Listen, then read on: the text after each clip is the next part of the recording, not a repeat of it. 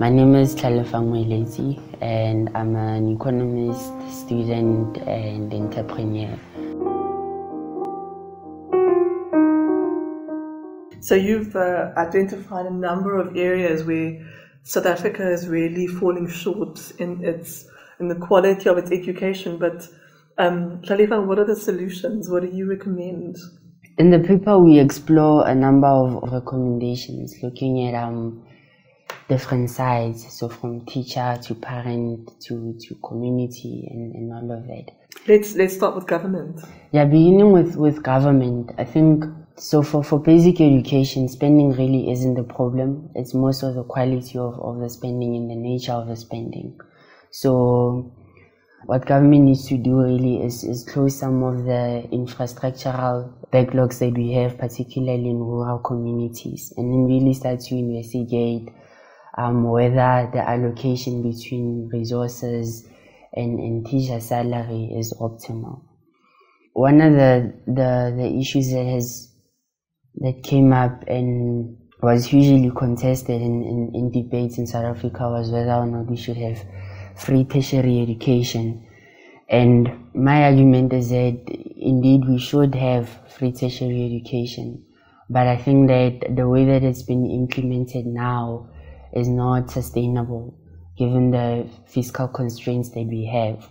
So I think that the model that was used to implement free tertiary education wasn't the right model given our context. I think what government really should have done was look more at incentivizing greater public sector participation in higher education.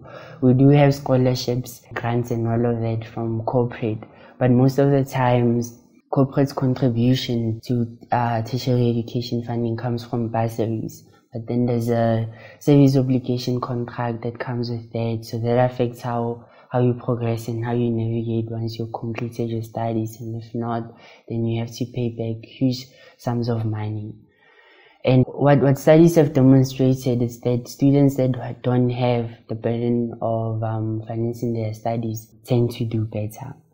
And so I think, given how expensive tertiary education is, and given the level of income inequality that we have in South Africa, there is a case to make for fee-free tertiary education.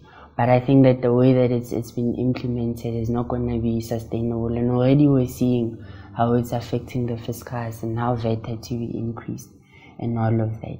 In the paper, we also talk about measures to increase teacher accountability, and we argue that government could consider looking at how teachers are compensated. So for instance, looking at performance incentives. So in South Africa, the salary of teachers across a teacher's career, they all earn the same. So we have more so a flat pay system. And then if you have a flat pay system, that doesn't incentivize accountability. It doesn't incentivize self-improvement. So one of the things that we suggest government could consider is having teacher incentives, where based on a school level or teacher level improved performance, you reward a teacher.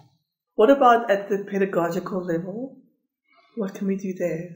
In international literature, particularly in developing countries, has shown that this is one of the measures that can have the greatest impact on learner outcomes. So thinking about the way that our teachers teach, and thinking about how we can have adaptive teaching methods, how we can have aided teaching methods where we have computers and all of that, thinking about how we can have different assessment methods that can lead to better outcomes. So essentially thinking about how we can improve the way that we deliver content in our classrooms, and some other additional resources such as computers that we can have to aid that. So Lowhanging, this is important, but it will make no difference if teachers are absent, if teachers are not teaching. So what can we do about the school management? I think management does need to be intensified. And some experts, and we support their view, have argued that principals have to be held to greater standards Because if you hold a principal to a greater standard, then the principal will hold the teacher to a greater standard. Because you are right, any intervention is not going to help if a teacher is not in class on a Monday morning. So what we need to do there really is to intensify management. So upskill our principals and hold them to greater standards. And then in turn, that will make them hold teachers to greater standards. And again, political economic considerations there mean that we have to think about the role of unions and how they sometimes overprotect teachers. What about parents and community? What can they do? Currently in South Africa, most parents are involved in their learners' education insofar as receiving a report is concerned and looking at it. What we argue in the paper is that South Africa could consider, or government could consider having compulsory annual or biannual or quarterly reviews where a teacher has to go to the school and meet with the teachers of the children and really have a conversation about the learner's progress, the learner's challenges, and how the teacher could support from home, what should subject to pay attention to, and how to assist in homework and all of that, so that we compel greater parent intervention outside of just merely looking at a report and saying, oh, you did well or you didn't do well. And what we're finding is that studies have demonstrated in regions such as East Asia, these are one of the measures that really drove improved learner outcomes. We heard at the most recent State of the Union address that President Ramaphosa intends to introduce the digitization of textbooks and the use of tablets. What role can technology play in improving education quality? Technology has a big role to play in improving educational quality. In some instances, when implemented correctly, it reduces the cost of interventions, So for instance, instead of having to buy printed textbooks, if learners have tablets, for instance, then it's just a measure of updating the versions that they have in their textbooks. So what technology does is that it allows you to intervene and have lower costs in the long term. So it's quite financially optimal. And again, it can help in improving the way the teaching is done. Computer-aided teaching, for instance, has been shown to have better outcomes than the normal traditional way of teaching. And this technological intervention is particularly important given the current age and where the world is going with a looming fourth industrial revolution, where digital skills are really becoming a necessity for you to navigate in the world. And so technology has a very big role to play in that regard as well, in ensuring that South African learners actually develop the right digital skills that can allow South Africa to be competitive at a global level.